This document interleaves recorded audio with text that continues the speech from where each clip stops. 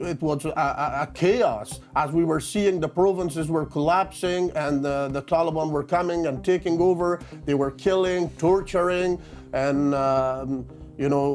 putting people in the jail and for what they did for the United States government and the Afghan ex-government. So it was a situation that was full of fear, danger, and really risky. On this one-year anniversary of the U.S. withdrawal from Afghanistan, a story of tremendous loyalty. While the typical news coverage has largely focused on how poorly the withdrawal was handled and how Afghanistan personnel who helped the U.S. were left behind, we're going to take a different tack. We spoke earlier with a former U.S. Marine, Chad Robichaux, and his Afghan interpreter, Azizullah Aziz.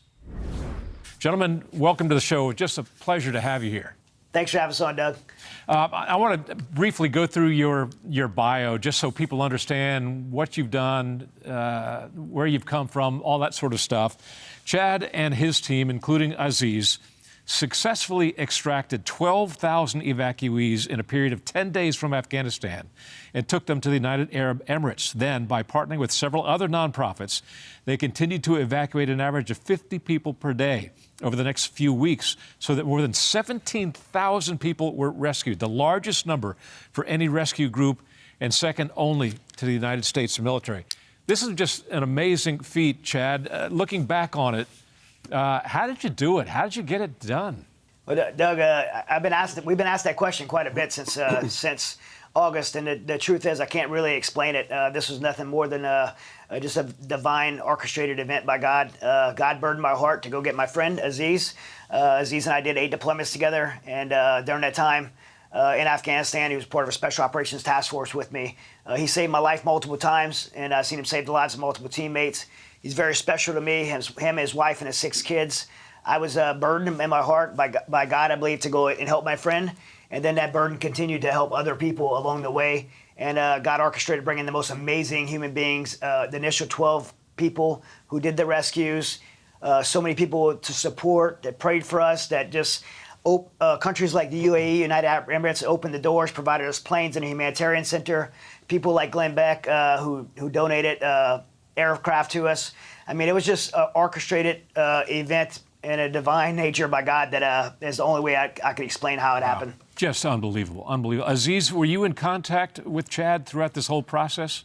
Yes, actually, when I first saw that the country was collapsing, the provinces were collapsing one after another, we were contacting through social media, through Messenger, and he was texting me and he was sending me all these messages. He knew that in how bad situation I was. I was seeing myself getting weak. I feel numb on my feet and my hand, and I was really worried about the situation that was I was engaging for my family, for my daughters, my son, and my wife. And every hour, every 30 minutes, Chad and other friends who were in the United States, and they come together to come to Afghanistan to rescue me. They would send me a message just to kind of put me back on track. And they're like, hey, man, no worries, we are coming to save you. And but honestly, I was just losing the internal body, like when a battery will lose its charge. I was seeing myself dying internally. And I had totally lost all my power. I became really weak.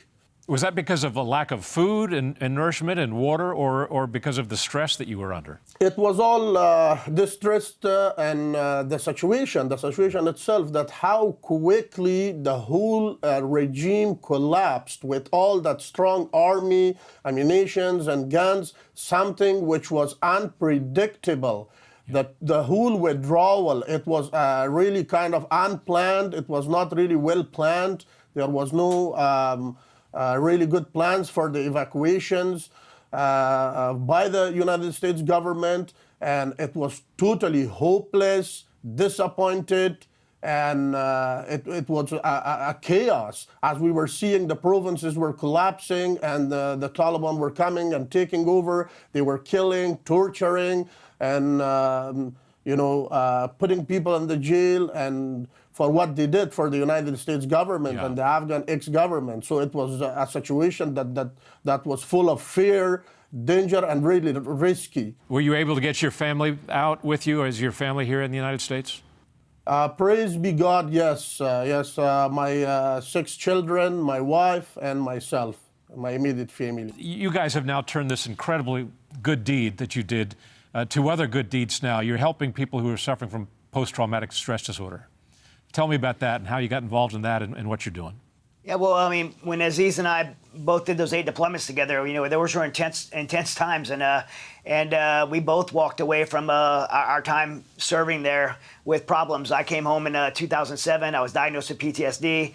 I dealt with debilitating panic attacks and went into a downward spiral that led me almost to taking my life. Aziz had a pretty parallel path in Afghanistan. You know, and separately, we both came into restoration through our relationships with God, and then through that, in 2010, God just really burdened my heart to help others who struggled just like me, and we started the Mighty Oaks Foundation.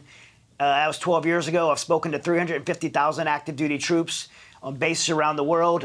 We have a legacy program. We do about $4 million a year in programming for free for active duty service members, veterans, spouses, and first responders who are dealing with PTSD and life issues related to the military. Just phenomenal programs at 4 different ranches around the country that we bring them to. We have about 1,000 graduates per year. And then based on the successes there, we've been able to influence veterans policy in Washington, D.C. to bring faith-based programs back into the VA and DOD. And so we've been, you know, God's just really given us the ability to share the restoration that we've had in our lives through our experiences in combat with other veterans. And now, you know, doing that for some of the Afghan, Aziz is going to be really doing that for some of the Afghan interpreters who are back here in the United States to help them recover. I'm taking a team at Mighty Oaks. I just got back from Ukraine. I was on the front line in pretty much in the red zone areas with Ukrainian troops. I visited 6 units last week with Ukrainian troops, just sharing the gospel with them and sharing hope and helping build their spiritual resiliency as they fight for their freedom and their families. And so that's just some of the things we get to do at Mighty Oaks. It's an amazing blessing. Yeah. So you're clearly what differentiates your therapeutic program is the spiritual component of it. How do you involve the spirituality? Well, you know, I believe that, you know, when you're a warrior and you're doing the things, tough things in this world that we were never created or meant to do, but we have to in this broken world, you have to be strong mentally, physically, spiritually, and socially. I mean, you have to have a strong mind, a strong body. Socially, you got to be around the right people. But you have to have that spiritual pillar, and have that spiritual foundation is the essential. I think the most essential thing a warrior could have, both on the battlefields of Iraq, Afghanistan, Ukraine, and the battlefields of life. You know, we're going to face hard things in this world, but when you have a strong faith and you're able to put your faith in God and not in the outcome of a war or an enemy, then you.